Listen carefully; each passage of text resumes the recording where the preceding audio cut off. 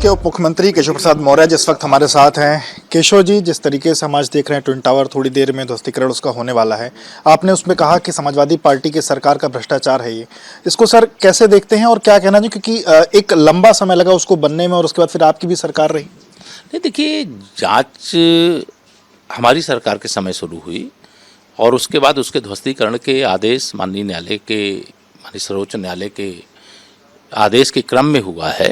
और यह इमारत समाजवादी पार्टी के सरकार के समय अगर गैर कानूनी ढंग से बनाई गई तो सरकार निश्चित तौर से ऐसे लोगों का संरक्षण करती थी, ऐसे अधिकारियों का संरक्षण करती थी कि इस प्रकार के अवैध काम हो। अब अवैध इस देश में कुछ नहीं चलेगा। यह संदेश है इस ट्विन टावर के ध्वस्तीकरण की कार्रवाई।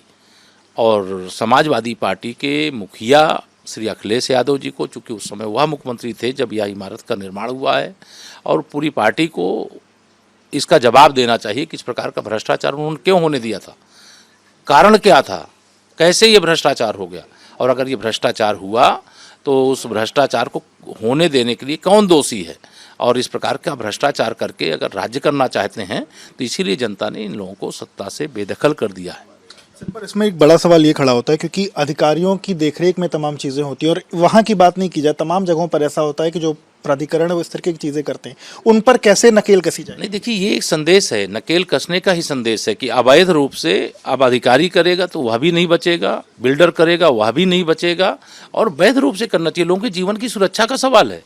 आप गैर कानूनी ढंग से कोई इमारत का निर्माण कर देंगे और निर्माण करने के बाद उनका जीवन खतरे में डाल देंगे, ये कैसे बर्दाश्त किया जा सकता है? ये सरकार का दायित्व है और सरकार के दायित्व को निर्वाह कर रहे हैं। हमारी माननीय मुख्यमंत्री जी की अगुवाई में भाजपा की सरकार है और सरकार इस कार्य को, इसी को कहते हैं एक नई सोच और एक ऐसा सुशासन, और जिस शासन में गलत कार्यों पर चोट भी होती है, गलत करने वालों के खिलाफ कार्रवाई भी होती है। सर, सपा तो ये कह रही है कि भारतीय जनता पार्टी जनता की नज़रों में गिर चुकी है और इसीलिए इस तरीके की गिरने गिराने की बात कर रही है। समाजवादी पार्टी ने नैतिकता का त्याग कर दिया है।